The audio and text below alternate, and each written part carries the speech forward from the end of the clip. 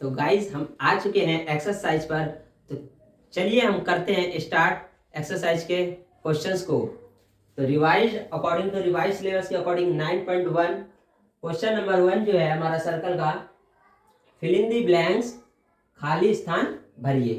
तो देखिए first question क्या कह रहे हैं हमें कि the centre of a circle lies in dash of this circle, exterior और इंटीरियर। मतलब हिंदी मीडियम समझेंगे कि वृत्त का केंद्र वृत्त के डैश में स्थित है, यानी कि जो सेंटर ऑफ अ सर्कल है, क्या सेंटर ऑफ अ सर्कल, अगर ये सर्कल है और इसका ये सेंटर है, lies in dash of the circle, तो ये कहाँ लाई करती है, यानी ये जो सेंटर है वो कहाँ क्या कह रहे हैं स्थित हो रही है, वृत्त के अंदर ही। तो इट मीन सर्कल के अंदर ही तो हो रही है।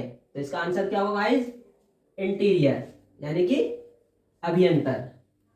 ठीक है, वृत्त का केंद्र वृत्त के डैश में स्थित होता है। वृत्त का केंद्र, वृत्त का जो सर्कल का जो सेंटर है वो कहाँ स्थित है, सर्कल के इंटीरियर में, यानी कि अंदर में। ठीक है, तो चलिए नेक्स्ट क्वेश्चन देखिए क्या है।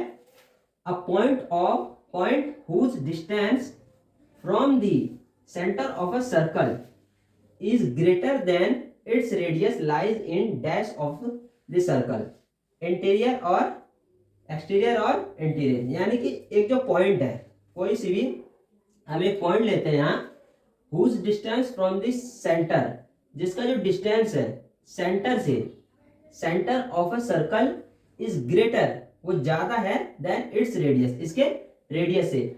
तो हमें पता है किसी भी सर्कल का रेडियस क्या होता है, सेंटर से जो हमारी जो ये सर्कमफ्रेंस है, यानी कि वृत्त की जो परिधि है, तो सेंटर से कोई सा भी ऐसा डिस्टेंस जो हम सेंटर से किसी भी पॉइंट यानी कि वृत्त के सर्कमफ्रेंस से लेके जाए, तो ये इसकी क्या कहलाएगी, आर, यानी कि रेडियस, त्रिज्या कहलाएगी।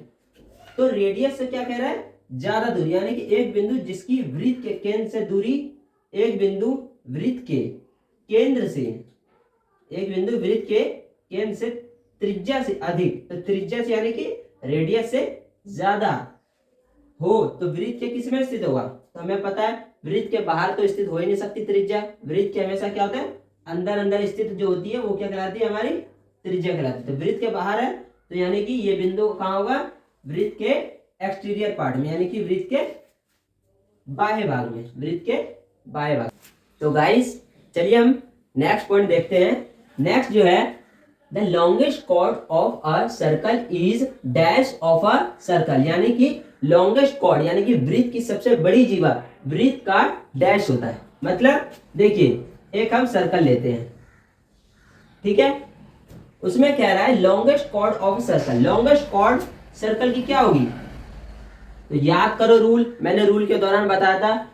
तो सेंटर से जब एक पॉइंट, सर्कल के एक पॉइंट P और सर्कल का Q सेंटर से होते हुए जाए, यानी कि वृत्त के केंद्र से गुजरे, तो वो उसकी क्या कहलाती है, सबसे लॉन्गेस्ट कॉर्ड, यानी कि वृत्त की सबसे बड़ी जीवा।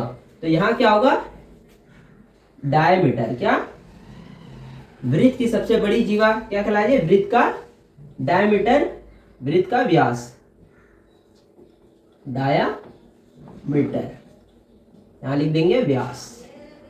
ठीक है, तो वृत्त की सबसे बड़ी जीवा वृत्त का क्या होता है, व्यास होता है, यानी कि सर्कल का डायमीटर होता है। नेक्स्ट देखिए, an arc is a dash when its ends are the ends of a diameter. देखिए ये कह रहा है कि एक चाप डैश होता है, तो एक सर्कल फिर से लेते हैं हम, ठीक है, एक चाप लिया हमने यहां से यहां, तो होता है जब इसके सिरे एक व्यास के सिरे हो। एक डायमीटर फिर से हमने खींचा P और Q, कह रहा है एक जो आर्क है, आर्क जो है यहां से हमने ये आर्क लिया, उसका जो व्हेन इट्स एंड, इसकी जो एंड्स होती है, इसकी जो एंड्स हो रही है उसी पे हो रही है, are the ends of a diameter, diameter पे ही जाके एंड्स, यहां से आर्क स्टार्ट किया और इसकी एंड्स जो हो रही है डायमीटर पे ही एंड्स हो रही है, तो ये इसकी क्या कहलाएगी, सेमी सर्कल कहलाएगा। ये वाला हिस्सा क्या कहलाएगा, सेमी सर्कल, यानी कि अर्धवृत्त। तो यहाँ क्या लिखेंगे हम, सेमी सर्कल, अर्धवृत्त। ठीक है गाइस, तो चलिए नेक्स्ट पॉइंट हम देखते हैं। पार्ट देखिए guys, a segment of a circle is the region between an arc and dash of the circle. देखिए हिंदी में, वृत्तखंड एक चाप तथा डैश के बीच का भाग होता है। एक सेगमेंट की बात हो रही है। देखिए सेगमेंट क्या होता था, एक सर्कल लिया हमने, 2 पॉइंट लिया पी क्यू, यहां से हमने खींचा एक लाइन, तो ये हिस्सा हमारा क्या कहलाता था, सेगमेंट। ये पूरा हिस्सा क्या कहलाता था, यहां से सेगमेंट।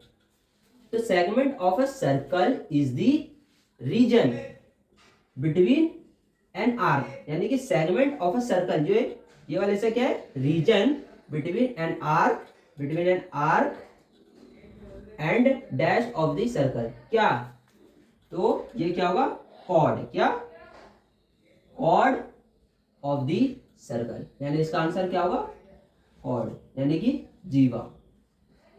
वृत्तखंड एक चाप तथा जीवा के बीच का भाग होता है, यानी कि वृत्तखंड जो है एक चाप तथा जीवा, जीवा के बीच का होता है। ठीक है, नेक्स्ट पार्ट देखिए, a circle divides the plane on which its lies in dash parts.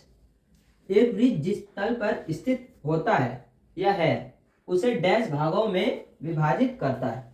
तो सर्कल लेते हैं हम एक, तो कितने भागों में एक वृत्त जो है जिस तल पर स्थित है उसे कितने भागों में विभाजित करता है।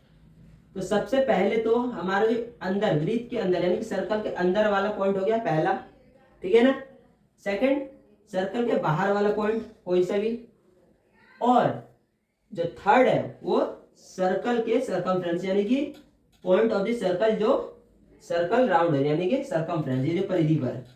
तो कितने पॉइंट हो गए मेजरली, वृत्त के अंदर वाले, ठीक है, उसके बाद जैसे हम इंटीरियर कहते हैं, वृत्त के बाहर वाले एक्सटीरियर, और जो लाइन जो हमारी जा रही है यानी कि सर्कल में खुद वृत्त पर, ठीक है ना।